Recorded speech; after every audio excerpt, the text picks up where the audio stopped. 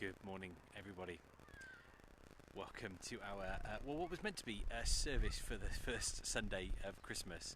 I had something a little different in mind for today. I was planning on doing something a bit different to usual, but surprise, surprise, I've been utterly let down by my ability to get the technology right and working. It's just utterly died on me as I've arrived here this morning. Hey, what can you do? That's just how it is. But anyway, it's good to be able to join you for whatever is going to happen now this morning, which isn't as I had planned. Like I say, I had something rather different and special in mind for this morning, but I can't make it work. So never mind, that's how we are. But I'm here outside in Myfyrdod at the park. The kids are behind me playing, hopefully safely, in the park. And as tractors working away in the background, life continues, doesn't it? Even though many of us are still recovering from Christmas Day and Boxing Day indulgence or overindulgence. What I thought I'd do now this morning, instead of what I had kind of got in mind, is just a really brief reflection with you, just a thought and maybe a prayer or two, and then I'll leave you to the rest of your day. But it's really good to join you nonetheless. I hope you had a wonderful Christmas Day, wherever you were, whoever you were able to be with, however the circumstances worked for you. I hope you had a day full of joy and absolute delight at the news of our Saviour born to us, which we remember, of course, on that day. Really, really wonderful, in spite of everything else that's been going on around us. I'm sure, I hope that we were able to still enjoy and celebrate that day. We had a rather manic day, unsurprisingly, but it was loads of fun as well.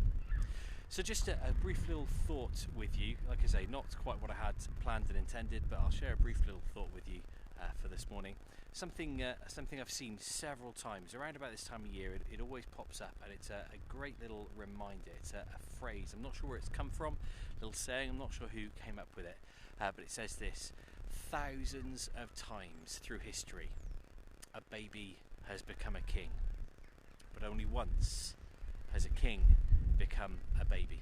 Thousands of times in history has a baby become a king, but only once has a king become a baby. And there's wonderful truth in that, of course. What's it talking about? It's talking about Jesus, the King of Kings, the Lord of Lords, enthroned at the right hand of his Father in heaven, the Son of God, choosing to come down and be a baby. There's all sorts to that. Gosh, we could spend a year, many years, talking just about the wonder of Christmas, the wonder of God coming to be with us. But it's that choice to come as a baby that I want to think about really briefly this morning, just for a brief moment. Because what is it about a baby that really captures our imagination?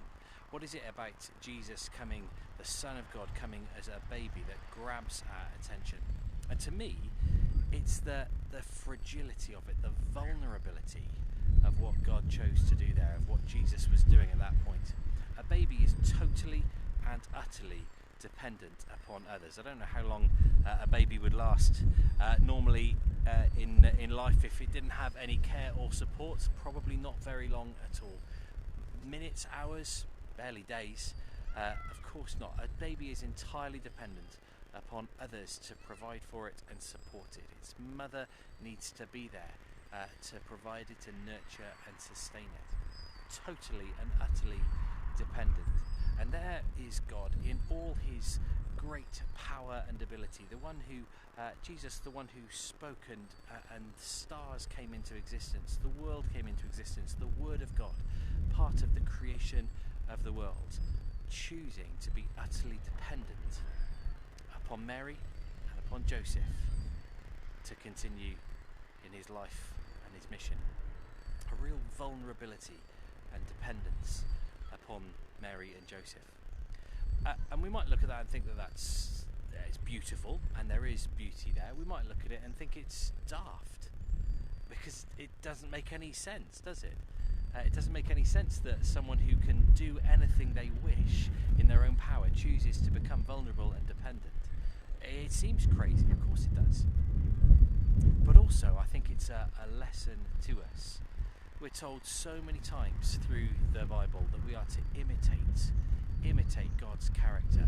We're told explicitly in the New Testament that we're to be like Jesus. And maybe that includes this. We often think about Jesus' love and graciousness and kindness and his power and his prayerfulness truthfulness and his integrity and all of those things. But what about his vulnerability?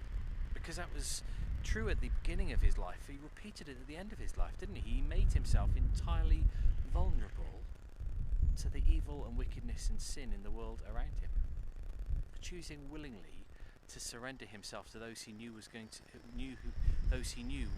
kill him. Entirely vulnerable at the beginning and at the end of his life. He knew what he was doing. He was doing something wonderful, powerful, incredible. He was deliberately coming so that he could die. And as he died, taking the weight and burden of all of my sin and yours and ours on himself, and dealing with it ultimately, getting rid of death and sin itself. But that vulnerability is something that we too can emulate. We too can imitate, can't we? It's something we very often try to avoid. Certainly in much of the modern Western world, we don't see it as a great quality to be vulnerable, do we? If we make ourselves vulnerable, then we're opening ourselves up to bad things happen, something not good happening to us. We're giving other people kind of responsibility and opportunity to dictate and control our lives and what happens to us.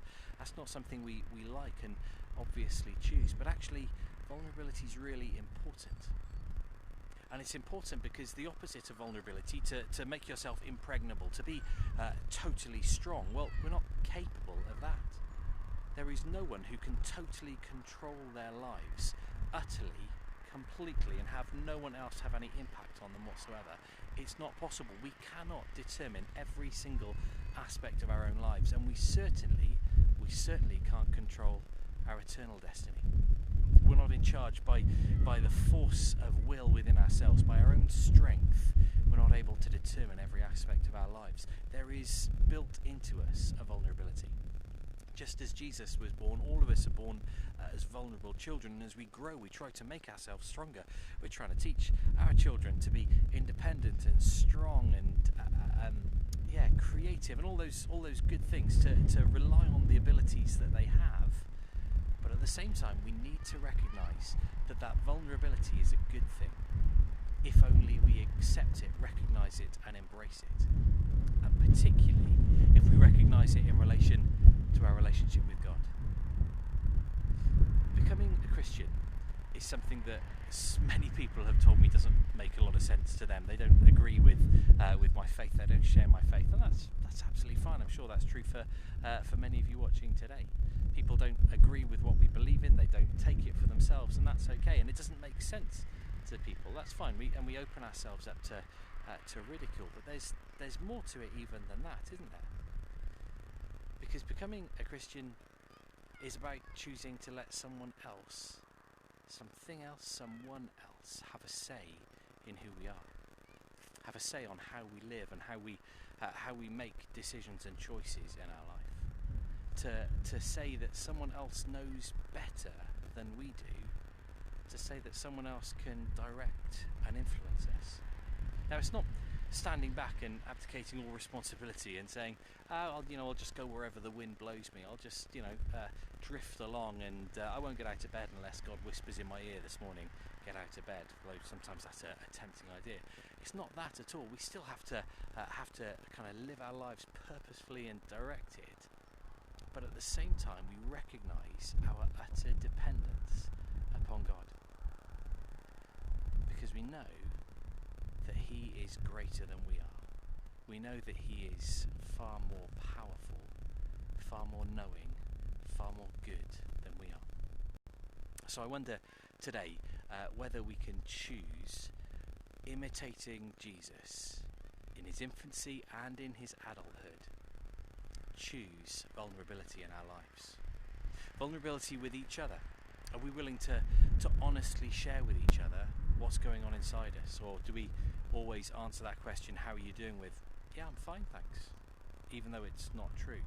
Are we willing to let each other into our lives, to show our weakness, to show our vulnerability, so that they can actually bring strength from God to us? And are we willing as well to be vulnerable with God?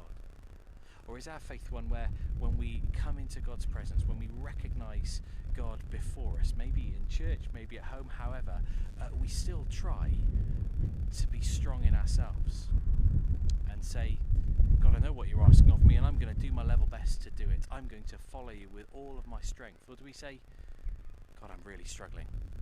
I can't do this by myself. I need your help. I need your strength.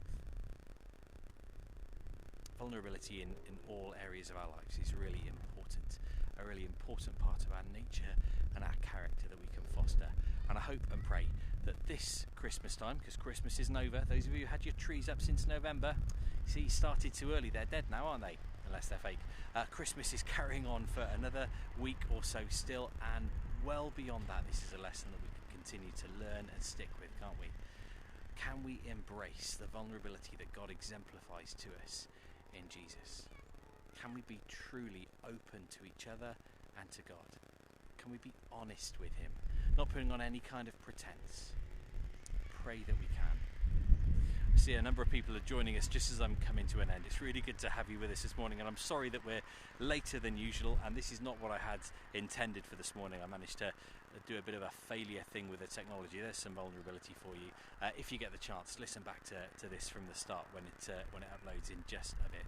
But it's been really good to share a little bit of this first Sunday of Christmas with you. I pray that you've had a wonderful time.